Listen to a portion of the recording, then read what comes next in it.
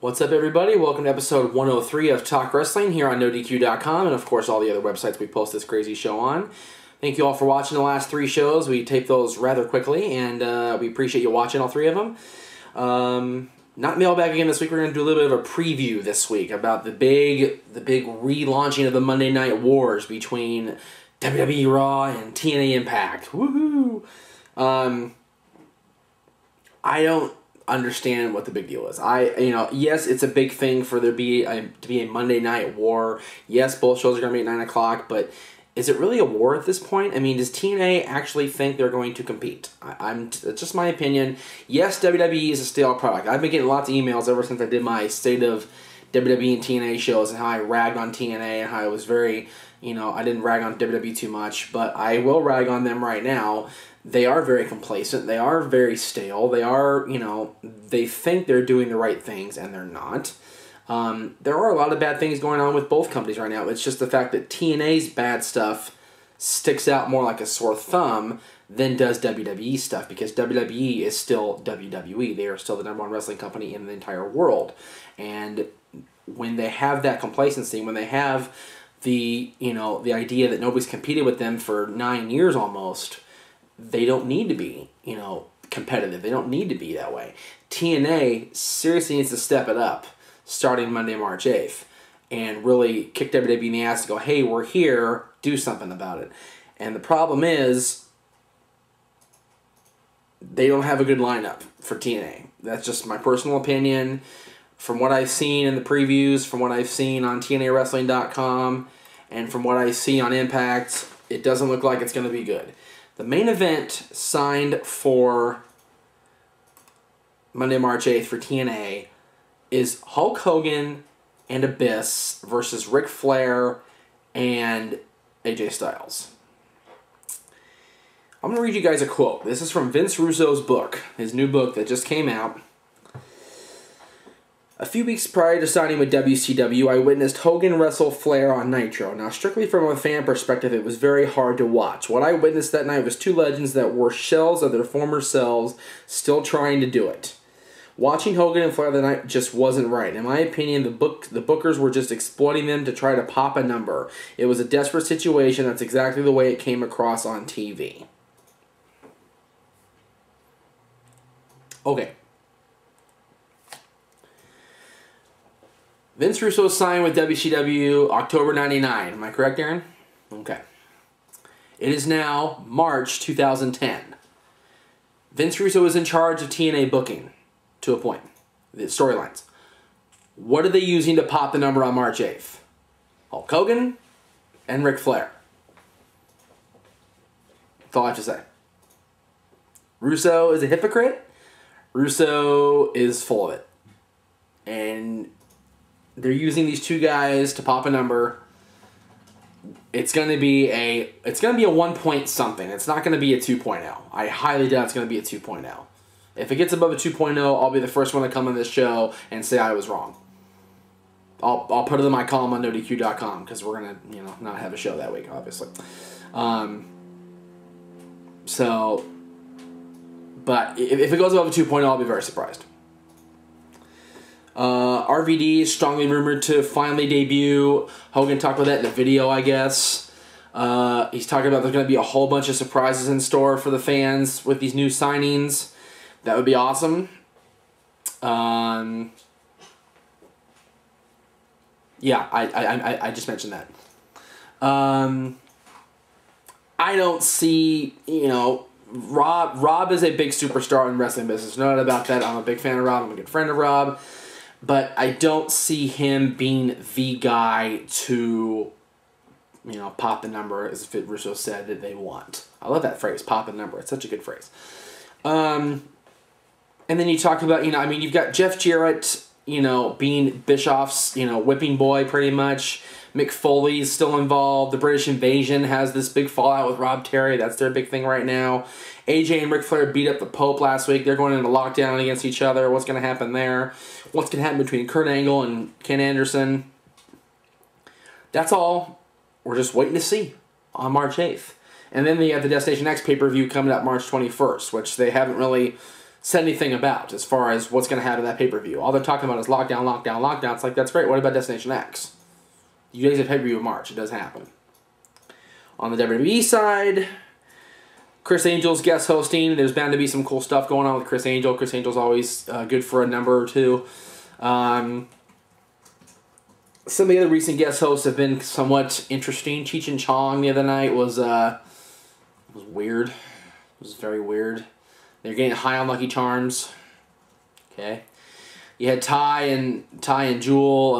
They had to do the bull riding thing with the Divas, and Big Show knocked out the bull, or tried to knock out the bull with his right hand. It wasn't a real bull. You know, they're lining up Vince versus John Cena for Monday, March 8th against Impact. So basically on the Impact side, you have two guys that shouldn't be nowhere near a ring anymore. And on this side, the WWE side, you've got a guy that doesn't belong in the ring anymore, Vince McMahon. Never should have been in the ring in the first place. It doesn't make sense to me. None of it makes sense. What I do like so far is the Bret Hart storyline. I like what's going on with them. I like what they're doing. They're pushing that story. They're pushing it. They're doing that slow, bleeding build into WrestleMania. And it's going to be a sight to see come March 28th when Bret and Vince finally step in the ring against each other after all these years, almost 13 years of build-up. Money in the Bank looks like it's going to be a good Money in the Bank this year. You've got the 2 championship matches. You've got Undertaker versus Shawn Michaels. Right now, all the 5 matches that are signed for WrestleMania are main event quality matches. Yes, Money in the Bank doesn't have the main eventers, but it does have a lot of the upper mid-carder guys that belong in the main event should they win Money in the Bank. WWE, I know you guys are going to hate me, and that's fine. You guys, constantly criticize me for criticizing TNA, and, well, WWE did this, WWE. It's like, yeah, but you know what? WWE's product is still better than TNA's product. I'm sorry, it is. It's very hard for me to sit down and watch an episode of Impact without laughing hysterically at some of the shit they throw at me. WWE is still laughable as well, but it's tolerable. Impact's not tolerable. And I hate that it's not, because I was so looking forward to seeing Hogan and Bischoff and them re-energize the company on January 4th. And that night alone, the products that were presented, I liked Bret Hart's guest hosting better than I liked Hogan's debut. So, I want so bad for this to work. I want so bad for TNA to be good quality competition against Monday Night Raw and against WWE, but they've got to get above that 2.0 mark, and I think having Hogan and Flair in a main event is not going to get them above that 2.0 mark. NXT. I want to talk about NXT. I love this show. This is my favorite WWE show right now. I love NXT.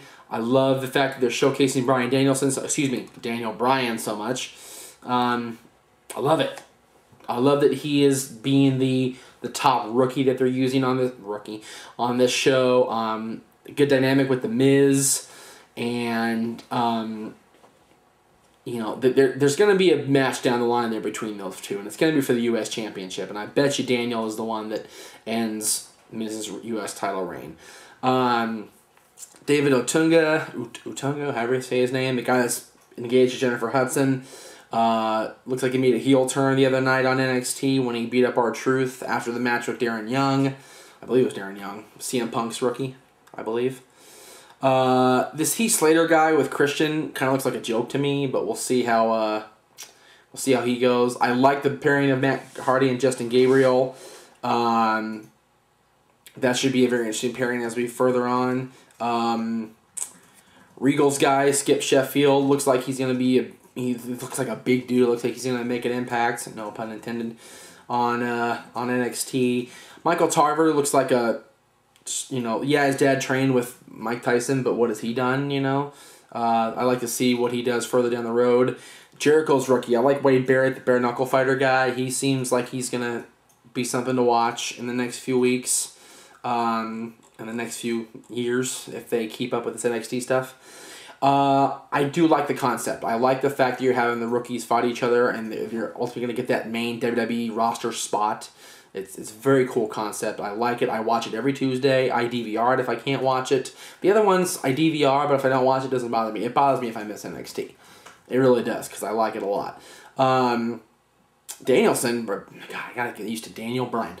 Daniel Bryan, the first night against Chris Jericho, he ended up busting his ribs up. He did a suicide dive out to the floor, didn't realize the ringside tables were there, and went ribs first into the table. Almost busted himself wide open. Got himself some serious internal injuries. Didn't look pretty at all. It was, it was hard to watch, but you know what? He pulled it out against Chris Jericho. He gave Jericho the match of Jericho's life for a first night out. It wasn't too bad. Jericho had to really stretch him out in the walls of Jericho to make him tap out. So it was really well done by WWE showcasing him, and well done by Daniel Bryan stepping up to the plate and being a main eventer the first night out. WWE kind of cleaned house the last couple weeks. They released Hurricane, Paul Burchill, Scott Armstrong, the referee, Maria, which really surprised me, and who was the fifth person? I forget who the fifth person was.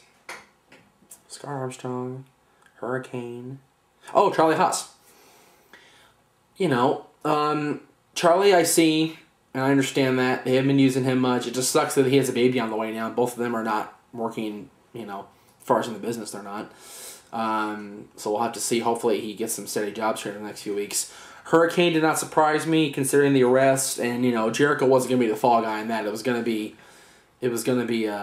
Hurricane taking the fall for that. Burchill, not a surprise either. Weren't doing much with him. His sister will probably be used more as just Katie Lee now. Katie Lee, yeah, whatever you want to call her. She'll be used hopefully in the women's division or the Divas division on Raw, whichever one they're gonna do with her. The biggest surprise, though, was Scott Armstrong. He's been, I really talked about referee. He was a big part of the storyline with CM Punk and The Undertaker back in October, if you recall. He helped screw Undertaker out of the World Championship at Breaking Point. Only for Punk to, of course, win the title, lose the title to Undertaker at Hell in a Cell. Jericho now the champion. Armstrong was a surprise, and it sucks. And hopefully they'll, have more explanations on NoDQ.com as the weeks unfold as to why these guys got released. Hurricane is an obvious one, like I said. But Scott Armstrong came as a surprise. So hopefully we'll get more information on that, and we'll send it to you on NoDQ.com. The Hall of Fame, of course, is coming up WrestleMania weekend. The newest inductee they announced the other night was Mad Dog Maurice Vachon. Doesn't surprise me. They've used Mad Dog a lot over the years. It's, kind of like a prop. The biggest memory I have of Mad Dog Vachon, besides his career itself, is at In Your House, Good Friends, Better Enemies, April '96, where Diesel and Shawn were fighting for the WWF Championship, and I don't remember if it was Shawn or Diesel that ripped his leg off, but one of them ripped Mad Dog's artificial leg off and used it as a weapon. That was the funniest thing I've ever seen. It was classic to, kind of rib Mad Dog Vachon that way. He's getting in the Hall of Fame. The biggest surprise this year, though, is Wendy Richter. Wendy Richter, who was a victim of the original screw job back in 1985, I believe it was, when she lost the Women's Championship to the Spider Lady, a.k.a. the Fabulous Moolah, after a quick count. She's going in. I guess time heals all wounds. I mean, you have Bret back after 12 years. Wendy's back after 25. So it's amazing what time can do to heal a wound. Wendy Richter's in. Who else is going to the Hall of Fame? God, I forgot already. Isn't that awful? Let me take a look here. I got WWE.com right here. My #1 source for Hall of Fame stuff. DiBiase. God, DiBiase's going to the Hall of Fame. Long overdue. I believe I talked about this last show. I could be wrong, but DiBiase is long overdue to be in the Hall of Fame. He should have been in a couple years ago, but I guess with the recent showcasing of Orton and Legacy, I mentioned them during the Raw preview. Orton and Legacy is going to be on Raw Monday night. Orton taking on both Rhodes and DiBiase. I guess with the showcasing of all three of those guys, they want to put the final father of Legacy in, so to speak, because Rhodes is in and Bob Orton is in. So I guess they want to put DiBiase in to kind of complete the package, but DiBiase should have been in many years before this. Another surprise, but well overdue, is Antonio Inoki, the Japanese legend who won the Worldwide Wrestling Federation Heavyweight Championship back in 1979 from Bob Backlund for a cup of coffee, although it was never officially recognized by the World Wrestling Federation as a title change because of the circumstances that surrounded it. You can look that up on any website. That's the 4 so far. There will be more to come, I'm sure. It'll be usually a class of 7 or 8, and we've got a few more weeks till WrestleMania, so be on the lookout on WWE television and stick with us on ODQ.com for all your Hall of Fame information. That's really... Whoa, there's some stuff going on outside. Even in studio, there's stuff going on. I love it. That's going to do it for Talk Wrestling 103. Thank you very much for watching. Next week, we'll get back to business of the mailbag. See you next time.